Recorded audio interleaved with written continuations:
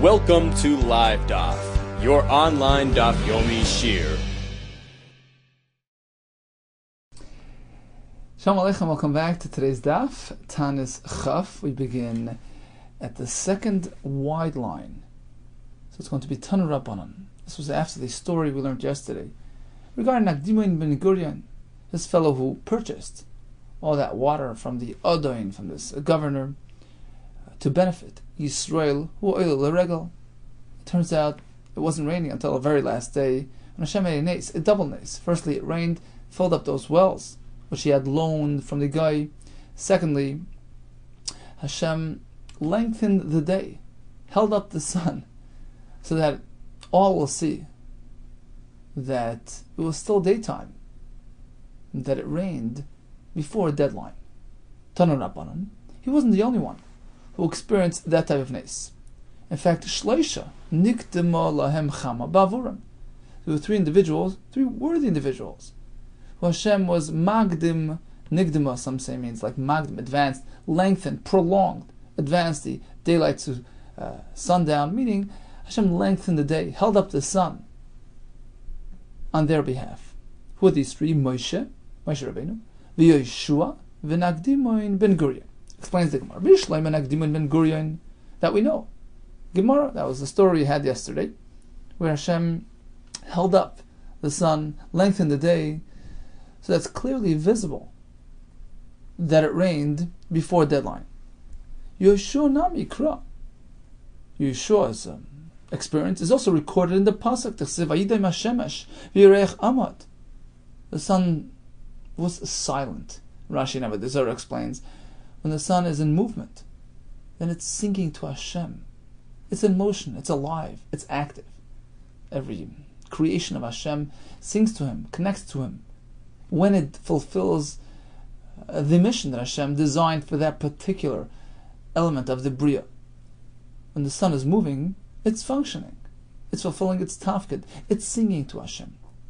Here, the sun stood still, lengthened the day, and as Mfarshim explained based on a medrash, the sun symbolizes nature, source of life in this world, and that's associated with the Goyim. They draw their power from the sun. When the sun stops moving, when it remains silent, that weakened the Goyim, and that allowed Yeshua to prevail over the Malachim, the non-Jewish kings, who he was battling. Where do we see that Moshe Rabbeinu experienced the same thing? Amar Blaza Asya, we learned from Agzera Shava using the words Achel over here and Achel over there. Ksiv Achel, Ksiv Hacha, it says over here, that's by Moshe Rabbeinu, Ochel teis pachtecha. This was by the Milchama of Sicha, and some say Oig. So Hashem will publicize, will spread the pachad, awe and fear of Moshe Rabbeinu amongst all the nations. Al pnei ha'amim tachas kol hashamayim. So you have the term Ochel, Uksiv Hasam by Yeshua. It says Ochel gadelcha, I will begin to spread your fame. And what happened over there? Eventually, sun stood still, and everybody got wind of the fact that Yeshua has authority. Yeshua is highly regarded by Hashem. So in both cases we have the word Ochel, we connect it to, just that Yeshua experienced Nikdem Chama, Moshe Rabbeinu as well. Reb Shmuel Bar Nachmani Omar Asya Teis. We connect it by way of another Gzera Shava using the word Teis. Ksiv Hachal Achel Teis Pachtecha. By Moshe Rabbeinu it says Teis Pachtecha. Ksiv Hasam by Yeshua it says B'yayim Teis Hashem Asemoi. Rabbi Yehuda Omar Asim Yukuf Dekra. Look at the pasuk itself. It's clearly indicative of the fact that Moshe Rabbeinu indeed had this experience. Hashem tells Moshe during the war that you're going to conduct Asher Yishmun Shimacha V'Ragzu V'Chalu Mipanecha. Everybody will be gripped with regez and pachad because of you. How's that? What caused that? They must say Ragzu V'Chalu Mipanecha. When were they gripped with fear because of you? When the sun sits still, everybody realized who they're associating with, the power of Moshe Rabbeinu. So the pasuk itself indicates that he experienced this type of thing. Son, so it's still, and everybody, tachas kol hashamayim, which is also a remez, say the Mefarshim. It's also a remez to the fact that they experienced something, some unusual phenomenon in the Shemayim. So everybody experienced it, noticed it, and was gripped with pachad. So there were 3 tzaddikim who experienced this thing: Moshe, Yeshua, and Akdim and Ben Gurion. Mishnah spoke about unusual, unnatural hardships. So it's raining in one town and not in the town next door. It's actually a pasuk that the Mishnah brings, that I'm going to be mamtir on one city, which means one city will be saturated, over flooded, and the other town will be totally dry. Both are klolas. Both are afflicted with hardship and tsar. They have no rain and they have too much. The pasuk in Eicha says Yerushalayim was regarded like a nida amongst the nations. We're going to have a list of psukim which are going to be interpreted by Rabbi Yehuda Marav. And the chiddush will be that although perhaps the simple meaning of these psukim indicate klola, negative connotation, says Rabbi Yehuda, in the name of Rav, you meant to know, it appears like a klola on the surface, but really, truthfully, it's a blessing in disguise. We compare Yerushalayim to a nida. Amr Rabbi Marav, it's actually a blessing in disguise. Livracha. Why? We compare it to a nida. It's not long term. Kanida, my nida yish laheter. Just as a nida will become tar and mutal for a husband. Af Yerushalayim yish takana. Likewise, Yerushalayim eventually will shake off this gullus and come back to Hashem. The pasuk says, "Eicha yashav adad." Right? Haisoka almana. We compare Yerushalayim to almana.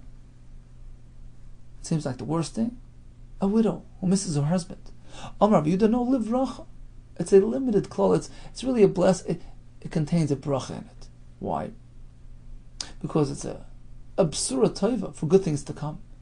Ke almana v'lei almana mamish. Firstly, it doesn't say haisa almana. She lost her husband. Ke almana. It's a comparison. Somewhat like an almana, but not really. She still has a husband. Her husband took a trip. We'll be back soon. Ela ke isha shalach bala. Lamdinas hayam. Like an isha whose husband took a long trip.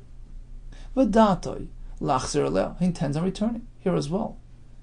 True, the Mefarshim point out that an almana, on the one hand, has a very difficult, but time heals after a while. The pain lessens. That's just human nature. Hashem may say after a while, after 12 months, the mace is mishtakech min halev. The effect is lessened. But if the person's still alive, then Rashi and Chumash brings it by Yaakov and Yosef. He refused to be mekabel tanchumin. Rashi says because ein mekabel tanchumin al achai. The gzera that a person should forget, that's only by a mace. If one is really still alive, it's hard to console him. So on the one hand, an almana has an advantage, as difficult, as traumatic as it is, but it gets forgotten after a while, somewhat. If it's only ki almana, her husband's still around, there's no possibility of consoling, of nichumim. The memory's here, it's fresh. It's not going away. So on the one hand, it's a disadvantage, but there's a mala, there's an advantage because her husband will come back. Asad v'date laser leh. And Farshim point out that there are 2 levels of severity being described here. First nida and then almana. Because really the psukim, the order of the psukim, are the other way around. The first pasuk in Eicha describes Yerushalayim as kalmana, and later on it's nida. But the Gemara chooses to list them in the reverse. First nida, because nida is still fully married. There's just a tumah there, a temporary separation. That's a lower level gullus. And then the pasuk describes an even more severe level of gullus. If Klal Yisrael are deserving of that more severe gullus, but still, it's still limited. It's only Almana. Her husband will come back. Over to the next pasuk, which Rabbi Yehuda Marav is going to explain for us. V'gam ani nosati eschem nivzim u'shfelim. Pasuk in Malachi says Hashem will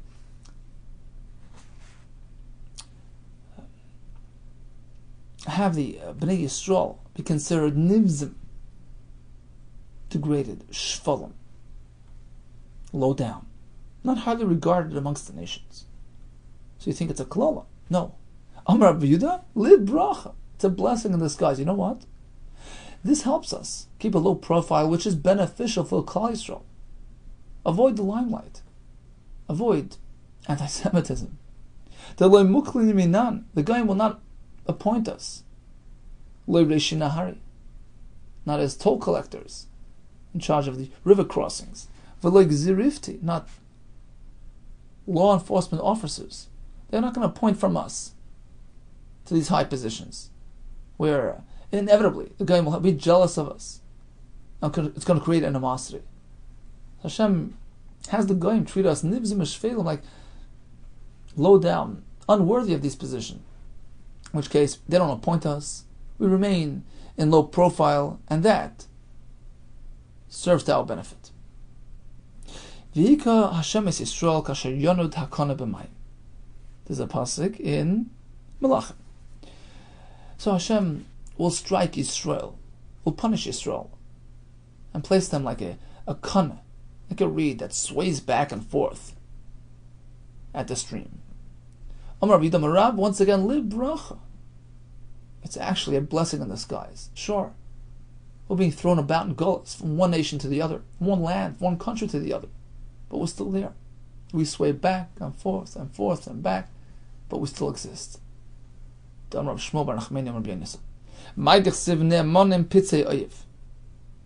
pasuk in Mishlei mean when it says ne'emanim pitzei oyev?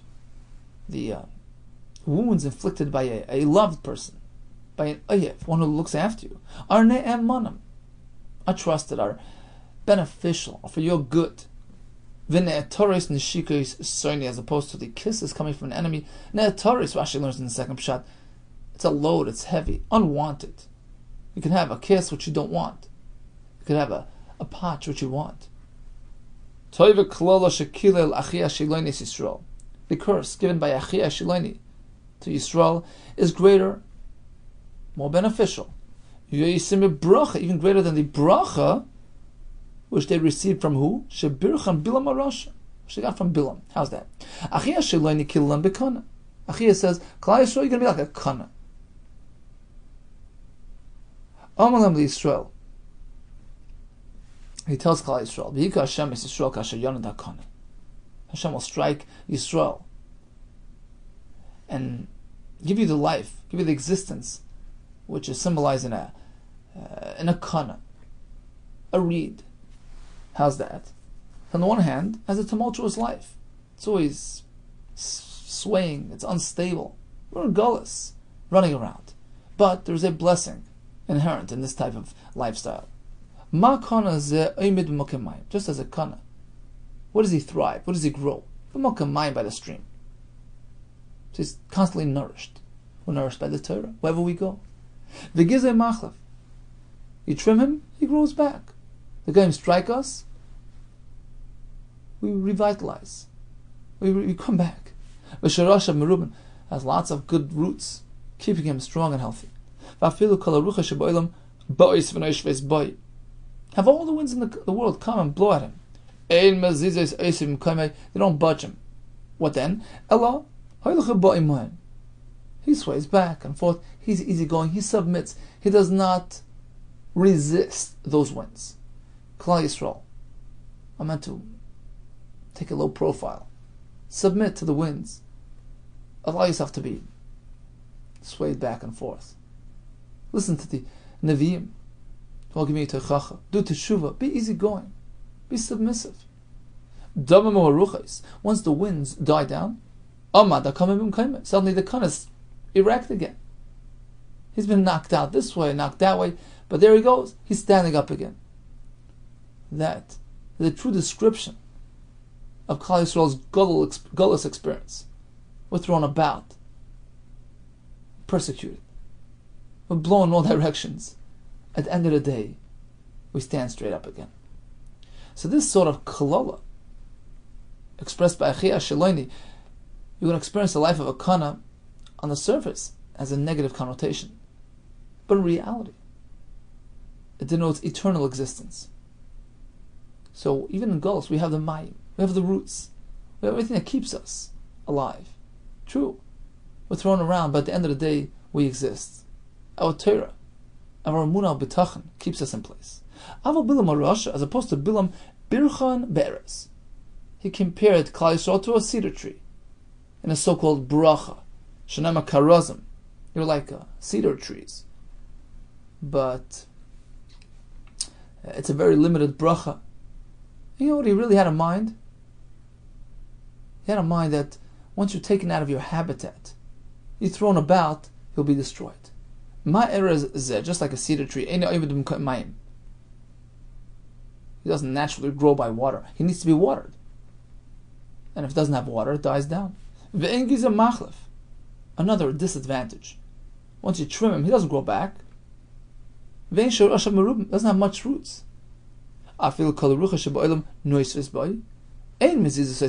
True. When the winds come and blow, typically, he stands firm, he's unaffected. But when a real strong wind comes, that's it, it's over. Once a suddenly wind comes, a stormy wind comes along and blows him, what happens? It's going to uproot him, turn him on his face, it's over. That's what he had in mind, Bilam HaRasha. He presented it as a brach. Well, you're like a rozim. What he really meant is, right now you're safe. Moshe Rabbeinu, the Torah, as soon as some adversity hits, a strong wind comes along, you'll be uprooted, and you'll no longer exist. But Achia knew otherwise. He knew that the Torah, not the land, not being together, wherever we are, the Torah, the Emunah, the mitzvahs, our spiritual nationality, that keeps us alive, that keeps us intact. Not only that, what else is symbolized in a kana, in a reed? Ela shezocha kana, litalimenu, kumus lichtaboy, sefer Torah, neviim uksubim. Apparently they used to use a kana, a reed. We use a quill, but a kana was zoicha. They use it as an instrument to write sefer Torah, neviim uksubim. So the connection between Yisrael and a kana very much highlights our commitment to Torah, which keeps us throughout the Golus. It's a lesson for life. A person should seek to be soft, easygoing, like a reed. Allow yourself to be pushed around. Rather than being rigid and firm like a cedar tree, which looks imposing, but eventually it just fall apart. In fact, there was a Masa to prove this point. Masa Shabar Reb Lezer, Reb Shimon, Migdal, Gedoyer, and Beis Rabbi. Reb Shimon was on the way back from Migdal Dur, from his Rebbe's yeshiva. He had learned a lot of Torah. He was all proud of himself. He was riding on a donkey. And taking a leisure trip around the river. And was in a state of joy and ecstasy. He was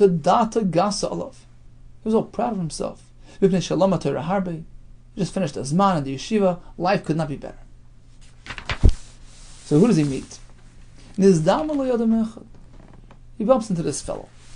Taisus brings a B'Seches Derech that this fellow was Eliyahu Novi Zechal HaToiv. He was trying to tempt him, to test him, to teach him a life lesson.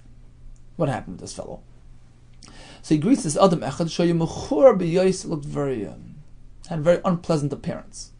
Amalei, this fellow turned to Rebbe Lezer and he says, Shalom Lecha Rebbe. So he sort of treated him like an equal. Hey, Shalom Lecha Rebbe.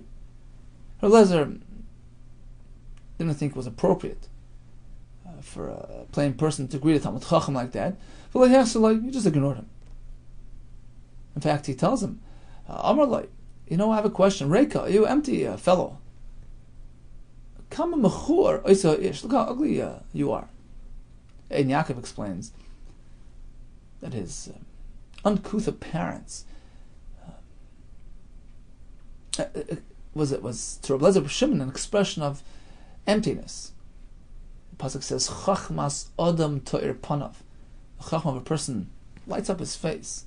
This fellow was so unattractive and unpleasant looking that Rabbi Lezer figured this fellow is probably just totally empty, totally amaretz, nothing to say for himself. In fact, he doesn't even have derech eretz. Look how he greets me, shalom lecha Rebbe.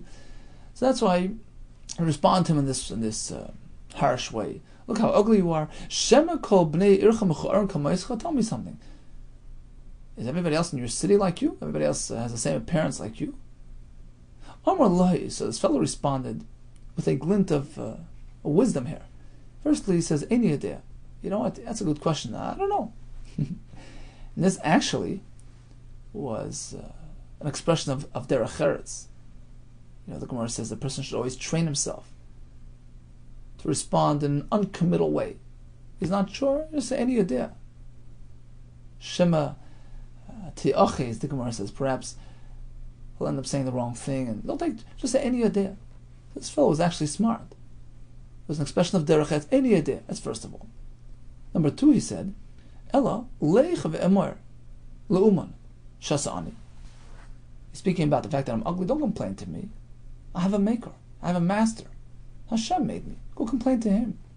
And tell him, Kama mechur kli zeh shasis. Look how ugly the kli is.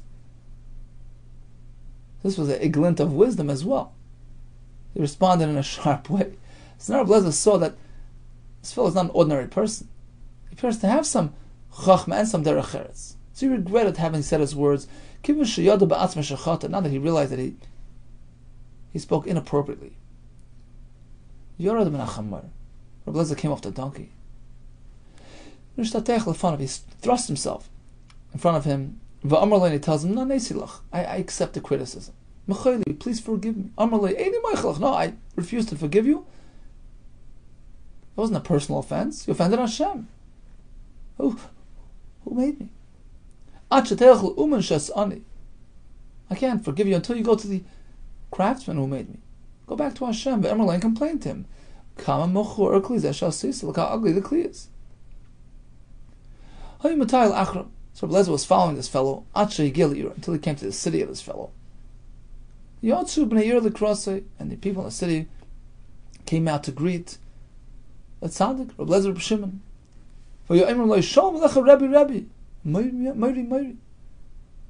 They greeted him with great respect. So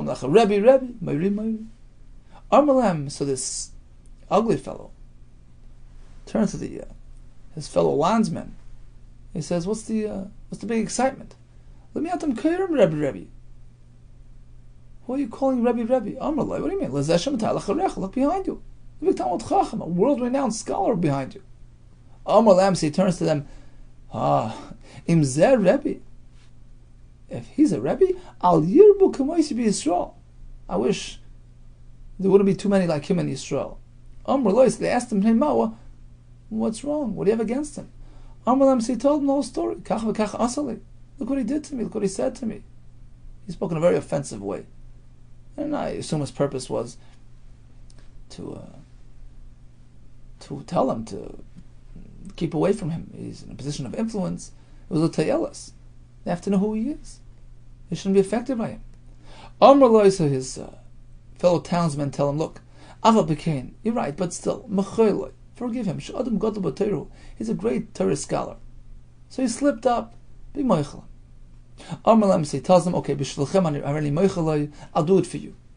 Ubelvad, shlei heirog elasas kain. As long as he promises not to do it again. Now, Lashon rog elasas kain sounds like, as long as he's not doing it habitually, it's okay. But of course, that's not what he meant. So the Farshim say, I think the Marsha, what caused him to speak like that? So we had a whole introduction. He was coming back from learning. He was all proud of himself. That brought about this type of attitude. He should make sure he shouldn't accustom himself to these midas rois, to gav, and all these things which can lead to this type of attitude. Miyad nichnas Rabbi Lezer Rabbi Shimon v'darash. Immediately Rabbi Lezer Rabbi Shimon, he took the lesson to heart. He came into the Beis Medrash and he announced as follows: I have something to teach you, a life lesson. A person should seek to be soft, easygoing like a reed, should allow himself to be swayed back and forth. Rather being firm, stiff, haughty, stubborn, like a cedar tree. And that's the very reason why Zacha Kana, the reed was Zeicha, to be involved in writing Sefer Torah, because of his humility, his anava. Zacha Kana lita lemena kulmus, to be used as a writing instrument. Lichtay by Sefer Torah, tefillah mitzvos. The Mishnah spoke about v'chein ir sheyesh b'dever ma'pilos, a city which is experiencing a plague or ma'pilos. The structures, the buildings are collapsing during the windstorms. We speak about buildings collapsing. Buriyos, it's only if they're structurally sound. Then the wind blowing them down is something unusual. As opposed to flimsy, precarious structures to begin with. That's not a sign of a tzara. Only structures which are not meant to fall apart, that are indeed collapsing, as opposed to structures which are meant to fall apart. Weak structures, that's not a siman of a tzara. Well, isn't this a repetition? Hainu briyos. The healthy structures are hainu, the same ones, she'en and ru'os lipa, which are not meant to fall. Likewise, hainu ru'os. Those structures are flimsy and shaking. Hainu ru'os lipa, those are the ones that are meant to fall. Why does the Bryce have to repeat itself? The Bryce come to include a case where we have a sound structure but improperly designed. The naflu machmas gov hayu. They're disproportionately built, they're too high, and they're not properly structured. So although they're healthy and strong, but in that case, if it falls down due to a strong wind, it's not a tzara. It's not something unexpected. In other cases, the kaiman aguda. You have a solidly built structure, but sitting at the riverbank where the river will erode the foundations, and of course it's going to fall down. The kaiman aguda on the bank, the nahar of the river. So the point here is all one and the same. If it's a healthy structure, whether because it's structurally sound and its material and it's built, or the fact that it's properly designed, etc., then falling apart is considered a tzara, which requires Taanis and Trua, as opposed to something which is expected. A weak structure, precarious structure, not improperly built structure, whether due to flaw in design or in location. In that case, there's no concern.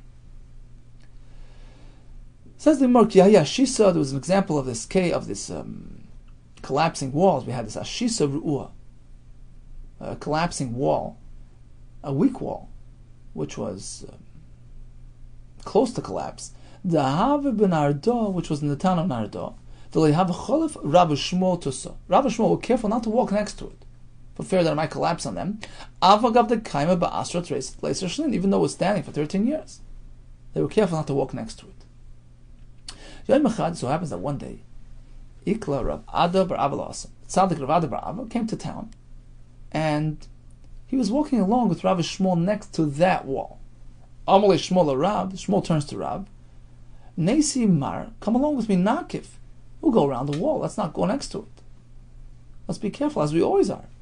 Amalei, this time, Rab tells him, Leitzrichna. There's no need to circumvent the wall. Leitzrichna ha'idna. Now it's no concern. Why? The Ikar of Ada bar Ava ba'adam. We have the Sadik Rada bar Ava, the Nafish Schusay. He's filled with Schusim. He has lots of Schusim. Therefore, there's no concern. I'm confident in Rav Ada's Schusim.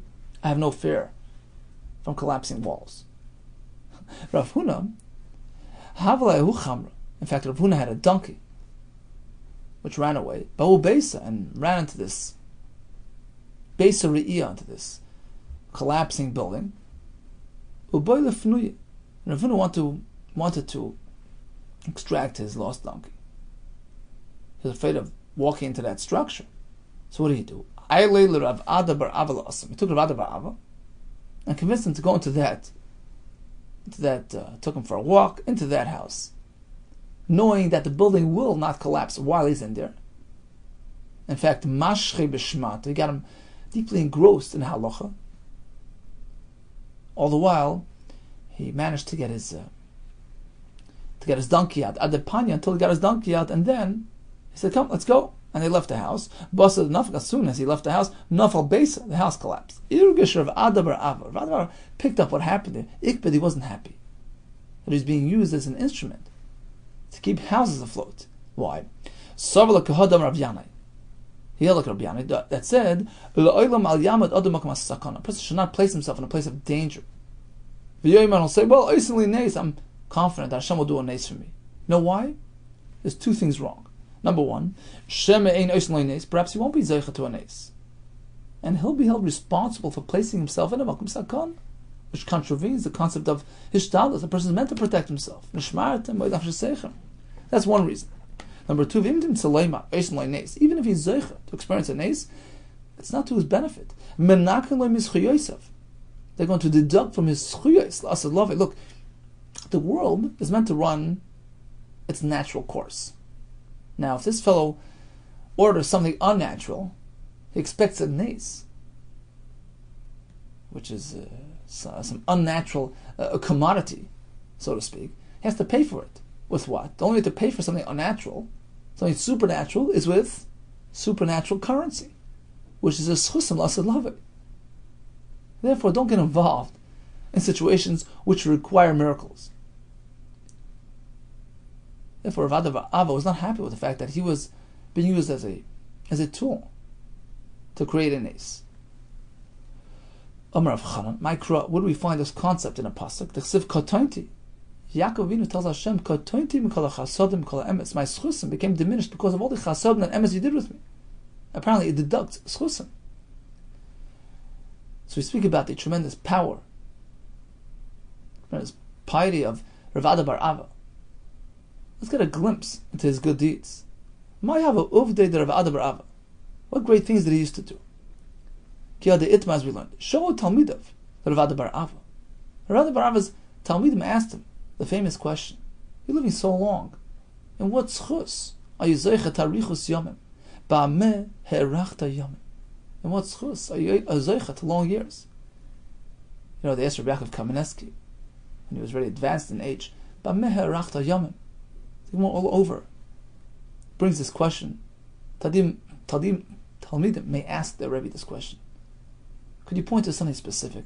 And Rabbi Yaakov thought for a moment and he said, I think it's because I never uttered a word of sheker in my entire life.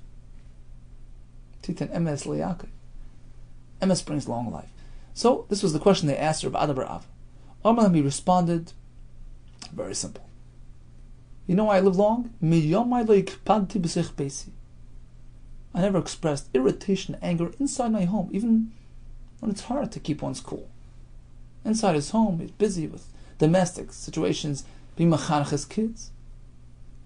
And the Ben Yehuda says, B'seich beisi means inside my heart, which means that even at times when a person does have to express external anger, external irritation, that's not real, it's not genuine, he's totally cool inside. Inside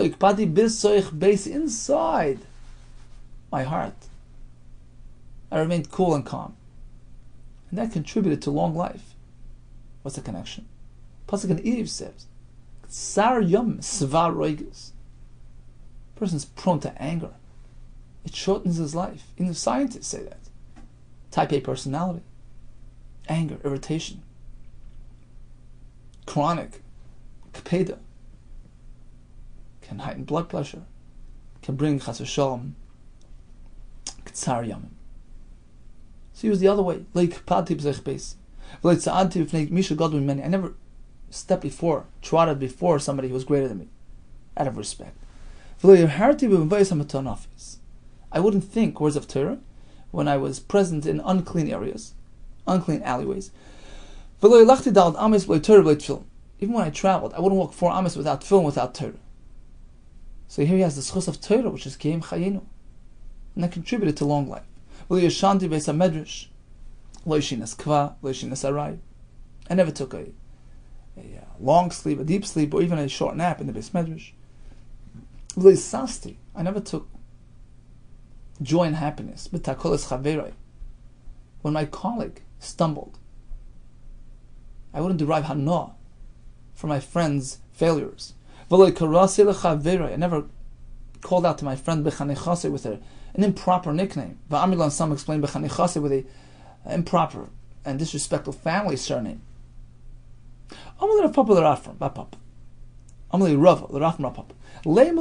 Please tell us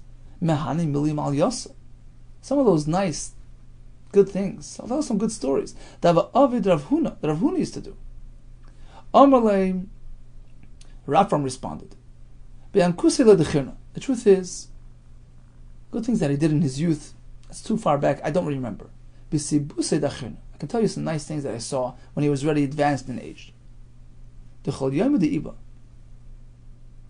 it was a Yom Ha'unan, Rashi says, cloudy, windy day, they would take him out for a walk. In a gold chariot, a wagon. They would carry him in this manner. He was already older, so they had to carry him around the city. And he would take a tour throughout the city as a building inspector. Because Ashisa, any wall, the Havas Riyasa, which was precarious, which was unsteady, Havas Sasali, he would instruct it to have it demolished. Now, if its owner had the ability to pay for a rebuilding, he would rebuild it. If the owner was not able to rebuild, he would finance rebuilding. That's number one. Every Erev Shabbos, late in the afternoon, Erev Shabbos, before Shabbos, he would have a special shliach. He would send him out to the marketplace. Any vegetables that were left over by the gardeners, by the vegetable dealers, he personally would purchase all the leftovers, and he would toss it into the river. We'll see soon why. Says the Gemara, 1 second. Tossing it into the river? Why don't you just give it to the poor people? Zimran the Samcha Datai was concerned that perhaps they'll be Samech Das, they'll rely on this. And they'll keep away from the marketplace until right before Shabbos to get their freebies. They're not going to buy vegetables, and perhaps 1 week will come along where there won't be any leftovers. They won't have anything for Shabbos. So he didn't want them to rely on this. Let them feed to the animals. Because he figured, something which is edible to an Adam, may not be fed to an animal. Why? So you have to see Rashi here. It's about 15 lines from the bottom. You're being a vasa, you're degrading the food, you're taking something fit for human consumption and feeding it to animals. It looks like like he's rejecting. It's a lack of appreciation for the teva that Hashem is showering to the world. He's taking something which is roy la'adam, giving it to an animal. It's inappropriate. Inami, another pshat mishum dechasa Torah al Mamanish Yisrael. We find all over that Torah is concerned about Yiddish Geld, conserving Jewish money, and therefore he didn't feed it to the animals. So why did he throw it into the river? So Rashi says v'zorak l'nar. He would toss it into the river, perhaps as like bundles. It wouldn't get lost. Would travel over to another town downstream. Where people will find it and have it there. So what's the point of this whole thing? So Gemara is the kasha, 5 lines from the bottom. So why buy it at all? He was trying to keep the markets fresh, meaning he was concerned that the farmers might be discouraged from bringing fresh produce next week.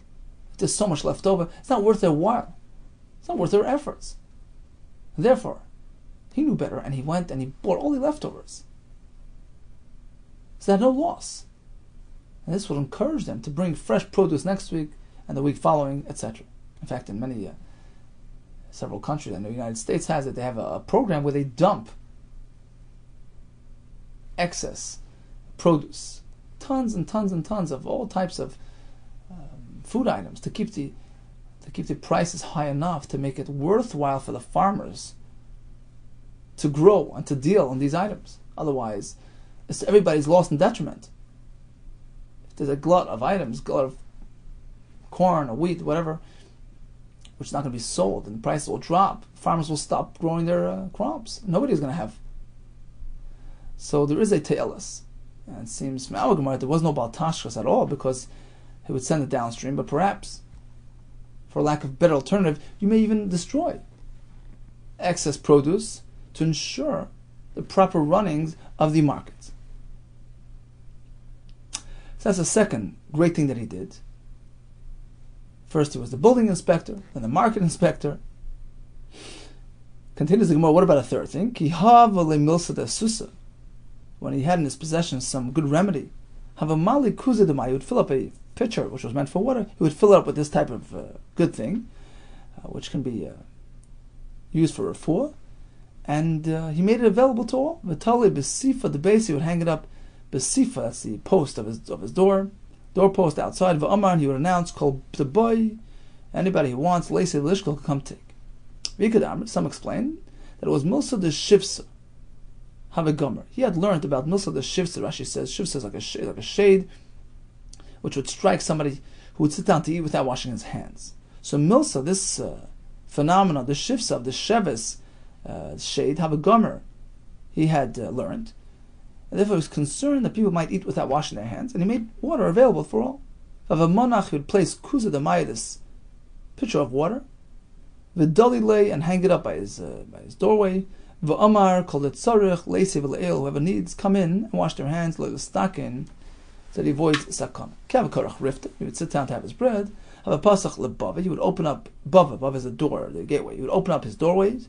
V'amar, and he would announce, like by Pesach, kol man de tzarich, leisi v'le'el, anybody in need, come in and join me in my meal. Amar Rabba. So Rabba was the one who asked Rafram for this information. So Rabba, now having heard the great things that Rav Huna used to do, 1, 2, and 3, Rabba responded, you know what? Kulu matzinu l'mekayma. I have the ability to follow in his footsteps. I can do everything that he did. Levar moha, except for this last one, to offer bread to all, I can't do. It's beyond my ability. But that I can't do. Mishum denafishi, because there are so many. B'nei chela de mechayza. Rashi learns there are so many aniyim and mechayza. Oh, my supplies will be quickly depleted.